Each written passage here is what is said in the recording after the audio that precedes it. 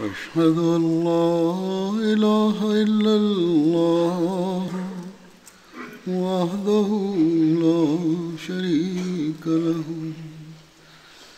وأشهد أن محمدا عبده ورسوله أما بعد فأعوذ بالله من الشيطان الرجيم بسم الله الرحمن الرحيم الحمد لله رب العالمين الرحمن الرحيم مالك يوم الدين إياك نعبد وإياك نستعين اهدنا الصراط المستقيم صراط الذين أنعمت عليهم غير المغضوب عليهم ولا الضالين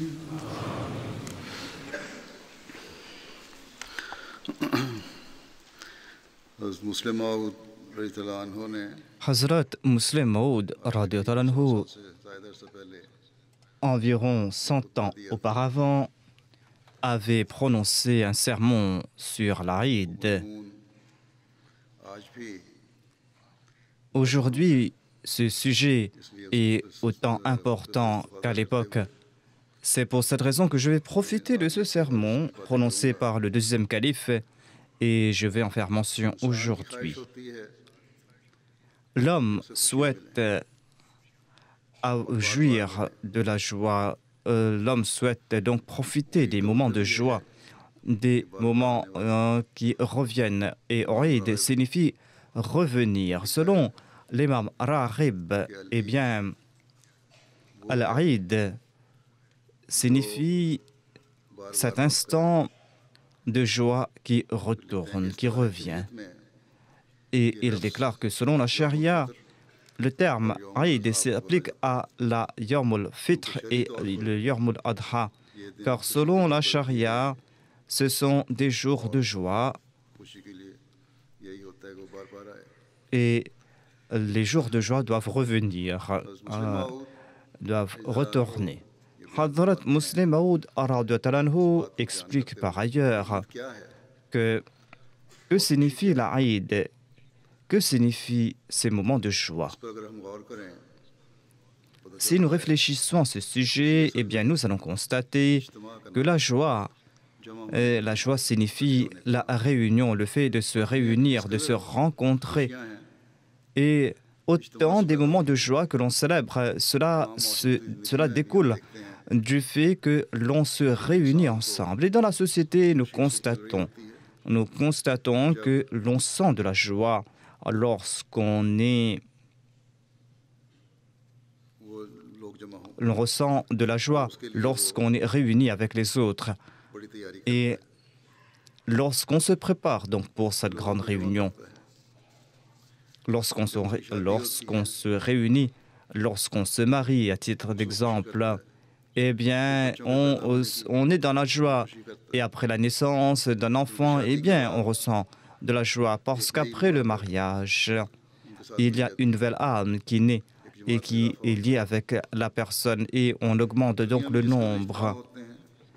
Et dans le monde, autant il y a de rencontres, c'est en raison donc des réunions donc, que l'on ressent cette joie. Et généralement, c'est ainsi que l'on célèbre ces moments, c'est-à-dire on se réunit en grand nombre pour une cérémonie, pour un événement en particulier. Il y a des gens qui se réunissent pour des foires, pour des fêtes, afin de partir dans ces foires, dans ces fêtes, pour s'amuser. Et jamais il s'est fait que une personne se cache pour ne pas s'asseoir en compagnie des autres, de partir dans les jungles en solitude. Et lorsqu'on lui demande, eh bien, que fait-il là? Pourquoi vis-tu de la solitude? Eh bien, il va dire que je suis en train de célébrer. Il n'en est pas ainsi. Et que aujourd'hui, c'est un jour d'Eid pour moi. Il n'en est jamais ainsi. Dans aucun pays, dans aucune nation, dans aucune religion, on ne célèbre pareille fête. C'est-à-dire que les gens, pour célébrer, pour fêter, se séparent, se cachent les uns des autres, s'éloignent des uns des autres. Au contraire, dans chaque nation, l'on voit que la célébration, la fête signifie se réunir pour célébrer, pour fêter. Certes, ceux qui veulent accroître leur tristesse et leur mélancolie, eh bien, ils se séparent des autres, ils évitent les autres. Et nous voyons cela chez ceux qui sont malades de dépression. Généralement, ils ne veulent pas jouir de la compagnie des autres. Mais celui qui veut dissiper sa tristesse, sa mélancolie, eh bien, il va s'asseoir avec les autres et il rencontre les autres. Généralement, nous voyons que ces malades qui aiment la solitude, eh bien, les médecins leur conseillent de sortir, de rencontrer les gens, de socialiser avec les autres. Ainsi donc, celui qui aime la tristesse, eh bien, il aime la solitude. Il va s'asseoir à la maison, et même s'il est à la maison, il est tout seul. Lorsqu'il sort, il est tout seul. Il s'assied dans un coin tout seul. Ainsi, de telles personnes préfèrent la solitude.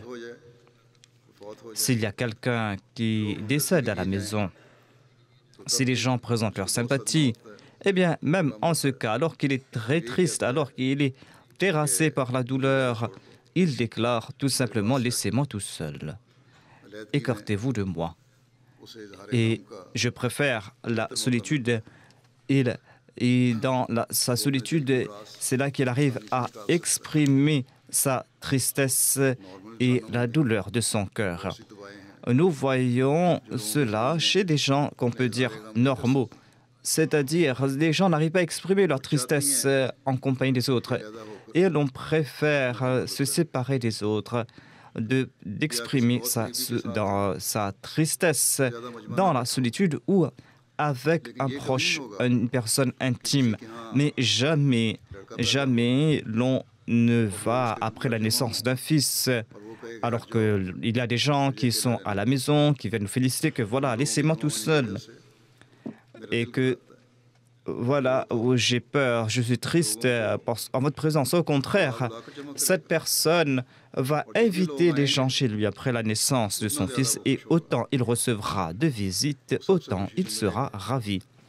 Et tout le monde va le rencontrer et avec joie. Et après le mariage, autant l'on va inviter les gens, autant l'on va ressentir de la joie. Ainsi donc, pour exprimer sa tristesse, l'on préfère la solitude, et pour exprimer sa joie, l'on préfère la compagnie des autres. Allah a mis cela dans la nature de l'homme, c'est-à-dire lorsqu'il veut exprimer sa joie, il rencontre les autres, il partage la compagnie des autres afin d'exprimer sa joie.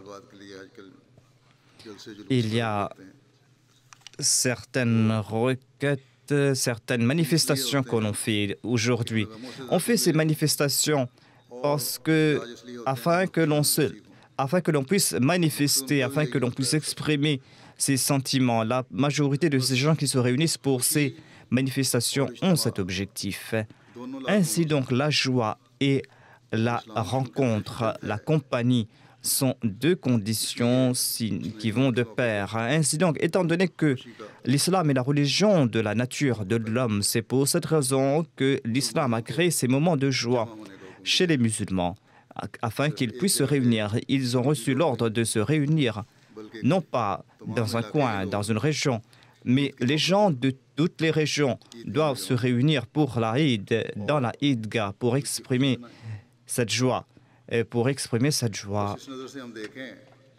Ainsi donc, si nous regardons cela, il est évident que la joie est synonyme de rencontre, de compagnie. इज्तिमा का नाम है।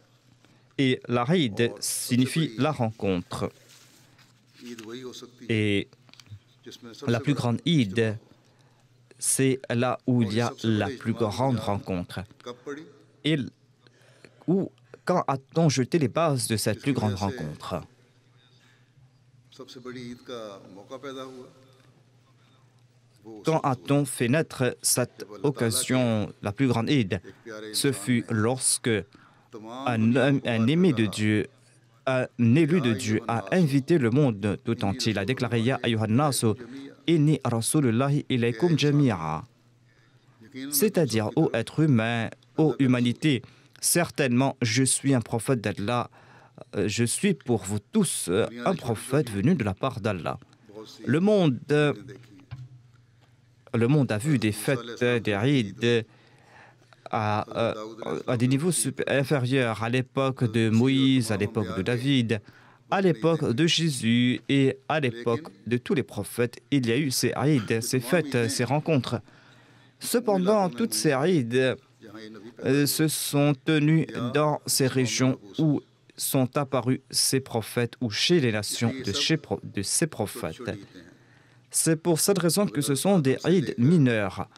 Mais depuis le prophète Adam, si jamais il y a eu une grande Eid, cette Eid, ce fut lorsque Allah, l'exalté, a envoyé son élu, son bien-aimé, et il lui a dit que maintenant, à travers toi, par ton entremise, réunis l'humanité tout entière. Voilà la plus grande Eid, la grande Eid qu'Allah a exprimée dans sa parole.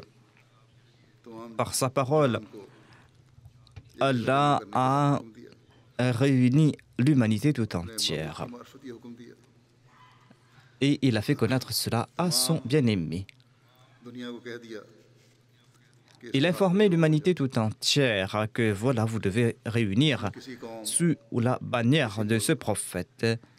Il n'a pas spécifié que c'est la nation d'une région, d'un pays spécifique qui doit se réunir, que l'on soit un Égyptien, que l'on soit un Chinois, que l'on soit un Iranien, un Arabe, que l'on soit un Européen, un Américain ou quelqu'un qui habite les îles, quel que soit l'endroit, l'on doit tous se réunir parce qu'à présent, l'on ne va pas dire que voilà, moi, je ne vais pas jeter mes perles devant les pourceaux.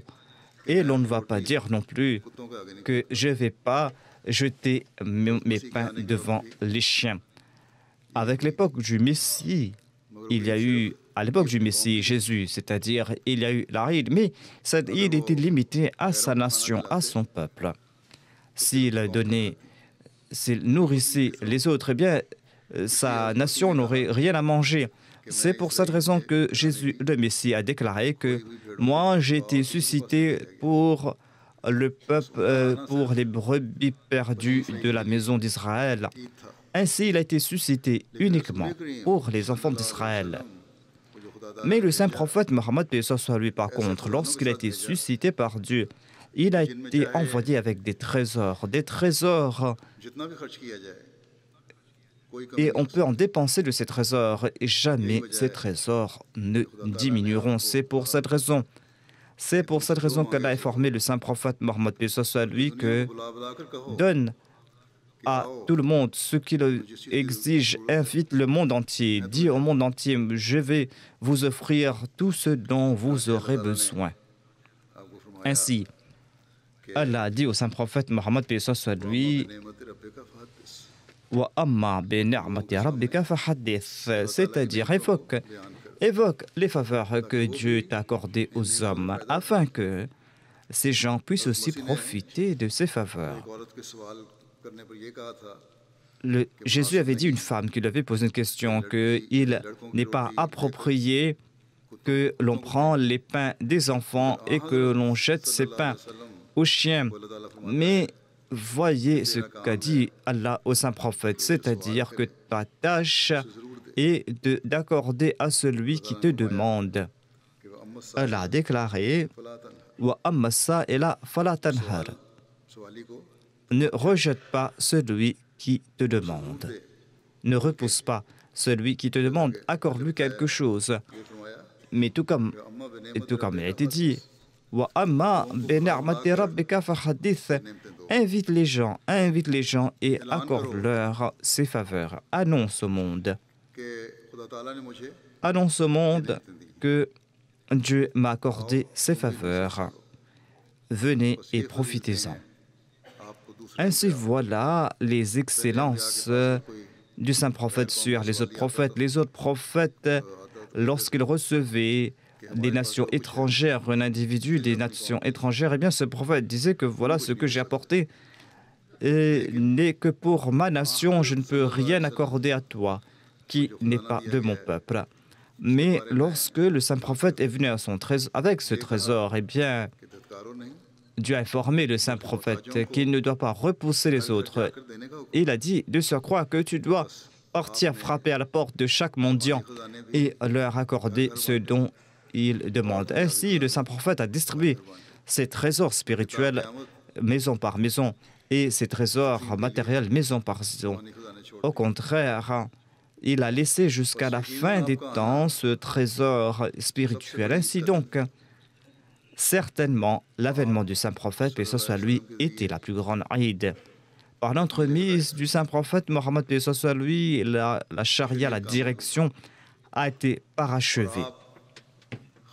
Et il est le Khatamun Nabiyyin, il a atteint ce statut éminent et il a été suscité en tant que Khatamun Nabiyyin.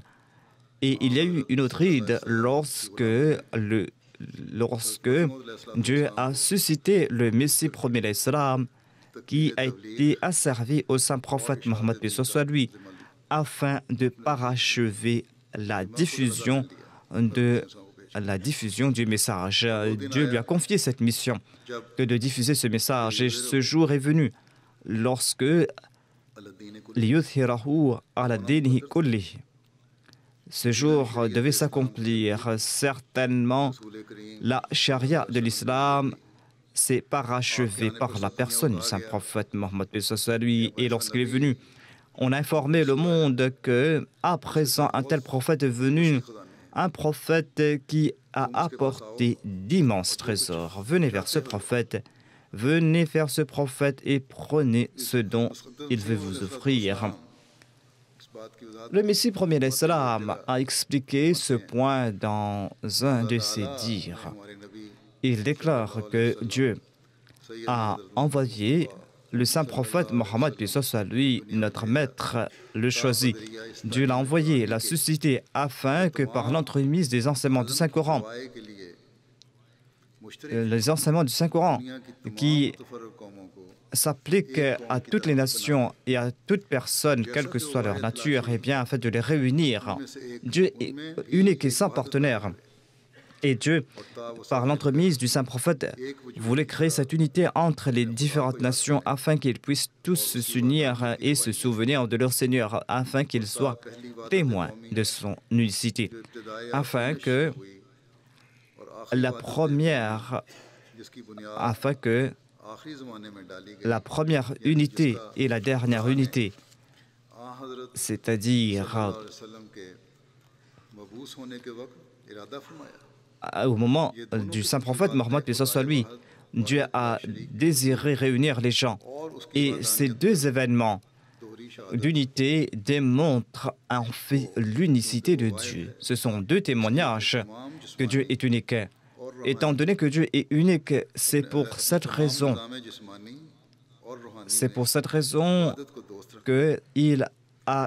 qu'il aime l'unité au sein du système physique et au sein du système spirituel. Étant donné qu'il est unique, c'est pour cette raison qu'il aime l'unité. Étant donné que le saint prophète Mohammed paix soit lui est le Nabi jusqu'à la fin des temps, étant donné que sa nubuwa dure jusqu'à la fin du temps, étant donné qu'il est le Khatamun Anbiya, Dieu n'a pas souhaité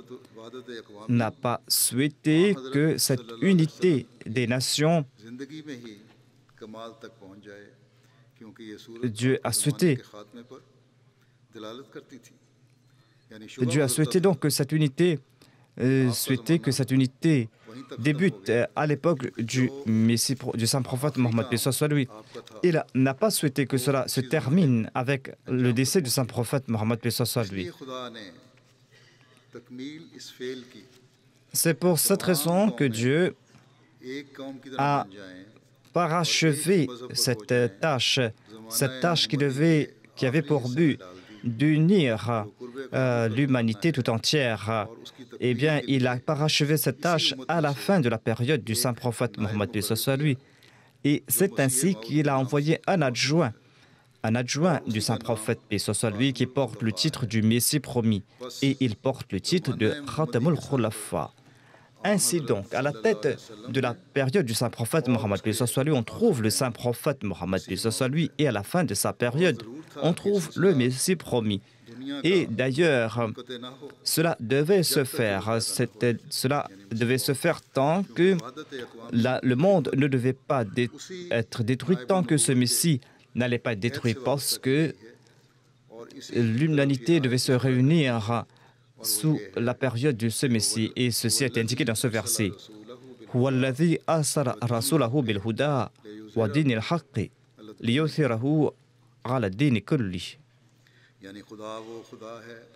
C'est-à-dire, Allah est celui qui a envoyé son prophète avec une direction parfaite et avec une religion vraie, afin qu'il place cette religion au-dessus de toutes les religions, afin qu'il lui accorde une victoire universelle. Étant donné que cette victoire universelle n'était pas possible à l'époque du saint prophète Mohammed, paix soit lui, et étant donné qu'il était impossible aussi que les promesses de Dieu ne se réalisent pas, c'est pour cette raison que tous les anciens déclarent que ce verset qui évoque la victoire, qui évoque la victoire universelle, se fera à l'époque du Messie du saint prophète Mohammed, paix soit lui. Ainsi donc, le Messie promis l'Islam a été suscité pour parachever la diffusion de ce message. Et c'est par l'entremise des prières du saint prophète Mohammed, paix soit lui, ces prières qui ont atteint le trône de Dieu, c'est suite à ces prières que Dieu a suscité le Messie, ce serviteur parfait du saint prophète Mohammed, paix soit lui. Et ce serviteur parfait a suivi les pas de son prophète, de son maître. Il a déclaré: Ya ayyuhan nasu inni rasulullahi ilaykum jami'a. Le Messie de Moïse a rejeté ceux qui demandaient, ceux qui l'imploraient, mais le Messie du saint prophète, paix soit lui, quant à lui, il va offrir sa table à tout le monde. Il va inviter tout le monde à sa table qui est vaste et personne ne sera repoussé. Au contraire, il va les inviter. Venez manger à ma table. C'est pour cette raison que chaque âme qui va manger à cette table, chaque âme va ressentir cette joie et ce sera un moment de joie pour nous tous. Cette Eid signifie se réunir sous la bannière de cette charia. Et lorsque dans la pratique, l'on va se réunir tous ensemble, eh bien, en conséquence, la Eid véritable sera cette grande Eid.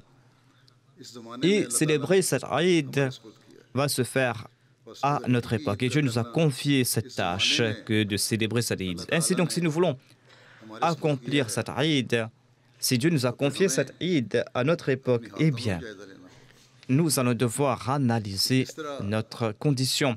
Nous allons devoir analyser notre situation. Est-ce que nous sommes en train d'accomplir cette tâche et comment accomplir cette tâche? Le Messie promis l'Islam nous a présenté une feuille de route pour atteindre cet objectif. Nous devons appliquer cette feuille de route afin que nous puissions jouir de cette Eid véritable, afin que nous puissions parachever cette tâche que Dieu nous a confiée à notre époque. Le saint prophète, le Messie promis l'Islam plutôt, a prodigué ce conseil, j'en fais mention ici. Il déclare adopter cette nature. Cette nature qui est telle que vous éprouvez de l'amour pour Dieu sans aucun intérêt, sans aucun dessein égoïste. Il faudra avoir cet amour sincère pour la cause de Dieu. Ensuite, il a déclaré, lisez souvent le Coran, dit le Messie premier salam, lisez souvent le Saint-Coran et conformez vos actes aux préceptes du Saint-Coran et montrez au monde par vos œuvres les vérités de l'islam. Il a déclaré que pour l'établir, la taqwa est essentielle. C'est pour cette raison qu'il faudra mettre en application les commandements du Coran. C'est ainsi que l'on pourra embellir sa conduite. Ensuite, il a déclaré s'acquitter de ses devoirs envers Dieu et envers ses créatures sont deux obligations importantes que vous devez assumer. Ensuite, en prodiguant d'autres conseils à sa Jamaat, le Messie premier salam déclare vous devez annoncer l'unicité de Dieu, vous devez vous acquitter de vos devoirs envers Dieu et vous devez faire naître en vous des qualités particulières à cet égard. Accomplissez la torba sincère, une torba sincère et soyez fidèles envers Dieu. Soyez fidèles envers Dieu et attirez le plaisir de Dieu grâce à votre véridicité et votre sincérité. Il déclare soyez réguliers dans vos prières. Soyez réguliers dans les prières de Tahajjud, dans les prières de Nawafil. Ensuite, il a déclaré vous devez accroître votre connaissance religieuse, progresser dans la taqwa. Ensuite, le Messie premier salam a déclaré vous devez toujours vous cramponner à la vérité. Ne sombrez jamais dans le mensonge, n'énoncez jamais de mensonge. Et priez aussi pour ceux qui vous ont rejeté. Priez pour ceux qui ont rejeté le Messie premier salam. Ensuite, il a déclaré traitez avec bienveillance les nouveaux venus. S'il y a de nouvelles âmes qui viennent se joindre à cette communauté, à cette rencontre, eh bien, soyez bienveillants à leur égard et prouvez par vos actions ou par vos actions, faites la tarbiya de ces personnes. Démontrez une telle conduite qui pourra donc qui pourra servir de moyen pour faire l'éducation de ces nouveaux venus. Voilà donc quelques conseils que nous a prodigués le Messie premier salam, des conseils qu'il nous a prodigués à différents moments. Ainsi donc, il faudra avec vigilance et avec beaucoup d'efforts nous acquitter de notre devoir envers le Messie premier, envers notre baïra, notre serment d'allégeance et compléter notre tâche. Dieu a envoyé un prophète pour le monde entier. Telle était sa tâche. Dieu a envoyé donc la charia parfaite. Telle était donc sa tâche. Et afin de parachever la diffusion de cette direction et de cette charia, Dieu a suscité le Messie premier salam. Et telle était donc sa tâche. Mais pour célébrer la Eid, pour réunir les gens, eh bien c'est là une tâche que Dieu nous a confiée. Réunir les gens, c'est une tâche que Dieu nous a confiée et c'est pour cette raison que c'est à nous maintenant d'être vigilants à cet égard. Comment allons-nous réunir les gens afin de présenter l'image de la Eid véritable?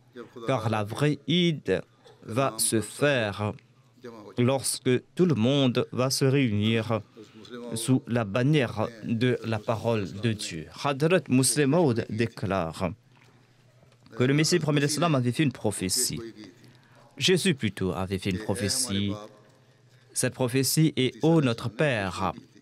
Dieu a fait cette prophétie « Ô notre Père qui est aux cieux, que ton nom soit loué, que ton royaume se fait sur la terre, que ton royaume vienne sur terre ». L'on a cru, certains ont cru que le royaume de Dieu ne se trouve pas sur terre, alors que selon la Bible, le royaume de Dieu se trouve et aux cieux et sur terre. Ce sont deux références qui viennent de Matthieu.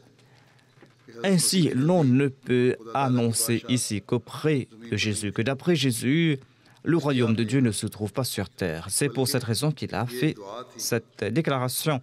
En fait, c'était une supplique de sa part, une supplique faite par Jésus, une supplique qui concernait en fait l'avènement du saint prophète Mohammed Mustafa sallallahu alayhi wa sallam. Tout comme Dieu est unique, son prophète aussi, un prophète unique doit venir, un prophète qui va réunir l'humanité tout entière. L'on trouve aussi une autre indication dans cette prière. Il est dit que tout comme il y a des anges qui sont en train de glorifier Dieu au ciel, de même, dans les quatre coins du monde, il faut qu'il y ait des gens qui vont louer Dieu, qui vont glorifier Dieu. Ainsi, c'est à nous maintenant, la Jamaat du Messie prophète l'Islam, de faire naître des gens qui vont louer Dieu dans les quatre coins du monde. Mais nous devons aussi examiner notre état. Est-ce que nous nous consacrons au dhikr de Dieu? Est-ce que nous sommes en train de conformer notre conduite aux enseignements de Dieu? Nous nous préparons pour l'Aïd et selon nos moyens, nous portons des nouveaux vêtements, nous préparons des repas, nous tentons de tout faire pour célébrer l'Aïd. Et toutes ces dépenses, nous ne le faisons pas pour des avantages personnels, mais parce que nous voulons nous réunir dans ce moment de joie. Certainement, on est content parce que Dieu a aussi déclaré que l'on doit se réjouir. C'est un ordre de Dieu que de se réjouir en ce jour. Mais cela ne nous accorde aucun avantage matériel. Certes, nous en tirons un avantage spirituel si nous célébrons cette Eid en toute sincérité parce que Dieu a déclaré qu'après le Ramadan, célébrez la Eid et mangez et buvez. Et réjouissez-vous. Mais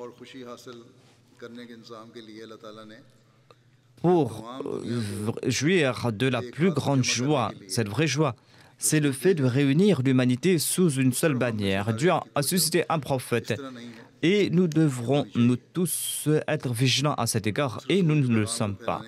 Nous ne sommes pas aussi vigilants à cet égard. Nous ne faisons pas l'effort nécessaire pour diffuser le message de ce prophète.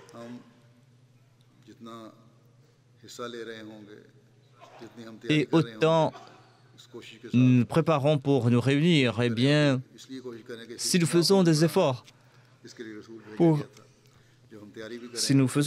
pour accroître le nombre de personnes qui se réunissent, eh bien, Dieu va nous récompenser pour cela. Dieu va nous récompenser amplement.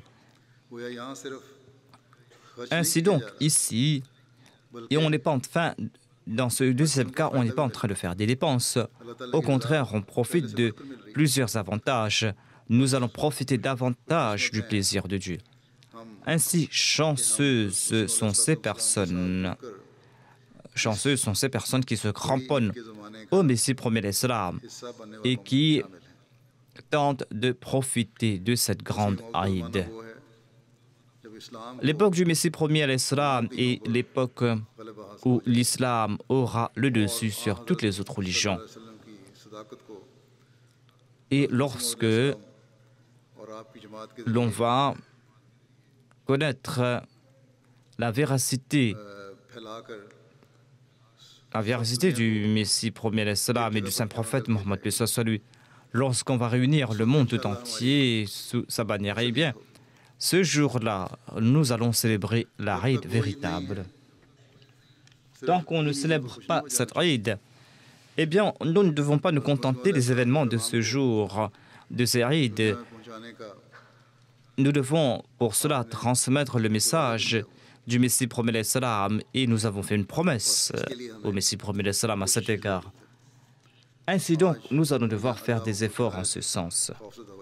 Aujourd'hui, le monde, lorsqu'on annonce Allahu Akbar, le monde a peur, le monde est terrifié parce que les actions des musulmans est telles que ils ont terrifié le monde avec ces paroles Allahu Akbar, Ashhadu an la ilaha illallah wa ashhadu anna Muhammadur Rasulullah.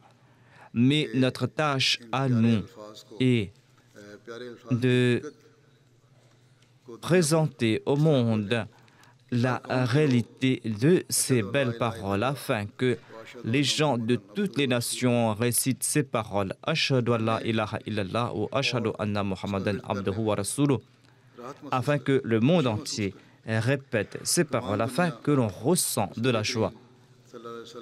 Afin que l'on ressent de la joie en récitant ces paroles et au lieu d'insulter le saint prophète Mohammed, paix soit lui, qu'on envoie des salutations sur le saint prophète et qu'on en tire un grand plaisir. Au lieu d'insulter Dieu, d'insulter Allah, eh bien qu'on annonce Allahu Akbar avec joie et que l'on ressent de la joie en récitant ces paroles. En Allemagne, quelques jours de cela, un musulman a été arrêté parce que il avait vu un ami après longtemps et en le voyant dans sa joie, il a récité Allahu Akbar à haute voix. Et la police l'a arrêté en croyant qu'il était un terroriste. Ainsi donc, nous allons devoir enlever cette peur, nous allons devoir faire des efforts en ce sens. Nous devons faire des efforts que les Allemands, les Anglais et les gens en Occident, en Europe, aux États-Unis et ailleurs, quel que soit le pays d'origine de ces gens, il faut que les gens ressentent de la joie en annonçant Allahu Akbar. Et c'est là que nous allons célébrer la Eid véritable. Et ce jour va venir, Inch'Allah, quand les gens de toutes les nations vont envoyer des salutations sur le saint prophète Mohammed. Ce ne sont pas là les paroles d'un fou, ce ne sont pas là les paroles d'un enfant. C'est là l'interprétation des paroles de Dieu, une interprétation qui va se réaliser. Allah a déclaré Kataballahu la aghlibanna ana wa rusuli. C'est-à-dire Allah a décrété depuis l'éternité que lui et ses prophètes ont toujours la suprématie. C'est là un décret de Dieu, un décret qui va se réaliser. Le monde va résonner de l'annonce de Dieu et de son prophète et nous allons célébrer la Eid véritable. La Eid véritable. Et pour cela, nous devons user, nous tous, de toutes nos aptitudes pour accomplir le tablir. Nous devons user de toutes nos aptitudes afin que nous puissions voir cette rencontre que Dieu nous a promis. Enfin, Allah est en train de nous faire profiter des fruits et des polythéistes sont en train de se joindre à la Jamaat de l'unicité. Aux États-Unis, je reçois des lettres des gens qui étaient des polythéistes, des gens qui annoncent maintenant la ilaha illallah Muhammad Rasulullah, ou je reçois des lettres de ceux qui n'étaient pas satisfaits du polythéisme ont commencé à adorer des idoles. Ils ont reçu le message de l'Ahmadiyya par la suite et ils ont dit que maintenant j'étais prêt de mourir et il m'est impossible de changer de religion. Mais c'est un message d'unité, d'unicité. Et certainement, il y a la vérité derrière ce message et mes enfants ont embrassé ce message. Et je prie maintenant que mes descendants suivent la Tawhid. Ainsi, Dieu est en train de nous montrer cette révolution. Cependant, nous devons accentuer nos efforts. Qu'Allah débarrasse nos cœurs des immondices de ce bas monde et qu'Allah place son amour dans nos cœurs et qu'Allah nous montre sa gloire et qu'il nous permette de diffuser sa gloire en ce monde. Qu'Allah fasse que nous puissions faire connaître au monde la véracité du saint prophète Mohammed paix soit lui. Que nous puissions parachever la mission du saint prophète Mohammed paix soit lui. Qu'Allah emplisse notre cœur de son amour et que nous puissions suivre ce conseil prodigué par le Messie premier d'Islam dans son ouvrage Al-Wasiyya. Il déclare « Allah souhaite à présent que toutes les âmes qui se trouvent dans les 4 coins du monde, Dieu les souhaite les réunir, qu'ils soient en Europe ou en Asie, en Europe ou en Asie. Il veut tous les réunir, tous ceux qui ont une nature juste, il veut les attirer vers la tawhid, il veut les réunir sous une seule foi. Tel est le but divin que je suis venu accomplir. Poursuivez cet objectif, dit le Messie promet l'Islam, mais en toute humilité, avec de bons exemples et d'incessantes prières, c'est-à-dire de servir d'exemple à cet égard. Qu'Allah fasse que nous puissions atteindre cet objectif fixé par le Messie promet l'Islam, que nous puissions le soutenir en ce sens, afin que nous puissions réunir le monde, afin que nous puissions présenter au monde la suprématie de l'islam et célébrer cette Eid qui est destinée pour la Jamaat du Messie promis à l'Islam. Après cela, nous allons prier. Avant de prier, eh bien, je souhaite à vous tous qui êtes présents et aux musulmans ahmadis du monde entier un joyeux Eid, un Eid Mubarak. Dans vos prières, priez pour ceux qui ont été emprisonnés pour la cause de Dieu. Dans certains endroits, ils sont emprisonnés et le climat est inclément. Priez aussi pour les martyrs et leurs enfants et leurs épouses, pour les serviteurs de la Jamaat, pour les missionnaires qui travaillent dans les 4 coins du monde. Prions pour qu'Allah leur accorde la constance et le courage nécessaires et la sincérité nécessaire, qu'ils puissent être animés d'une nouvelle ardeur pour transmettre le message de l'unicité de Dieu à toute personne là où il se trouve. Nous devons distribuer ces mets et prions aussi pour tous les Ahmadis, qu'Allah nous accorde la protection à nous tous, qu'Allah nous protège des jaloux et du mal. Prions aussi pour la Ummah de l'Islam, pour qu'Allah accorde le discernement nécessaire à la Ummah pour qu'il puisse accepter le Messie, qu'il puisse sortir des griffes du Dajjal et qu'il puisse rétablir leur gloire d'antan.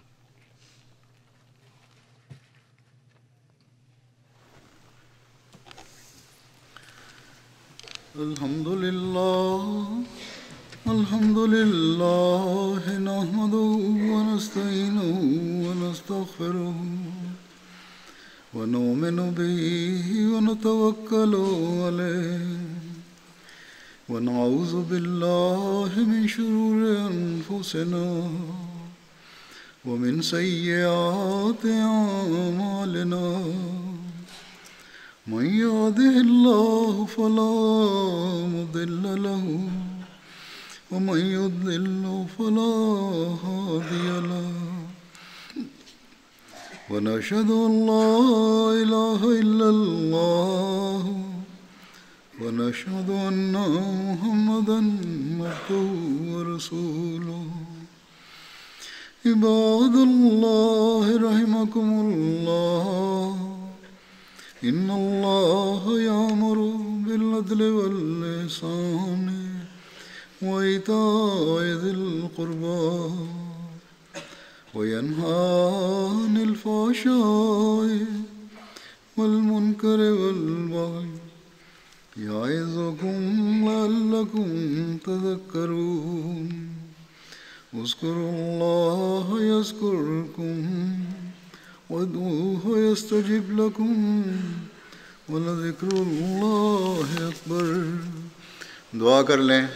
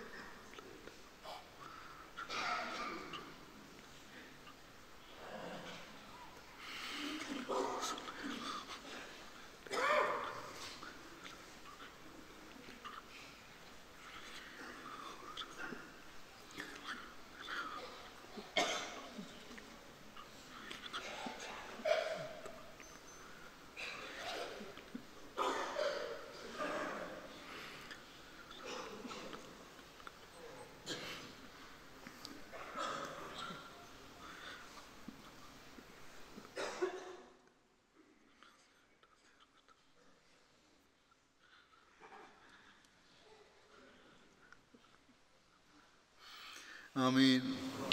अस्सलाम वालेकुम रहमतुल्लाह मुबारक हो दोबारा। अस्सलाम वालेकुम।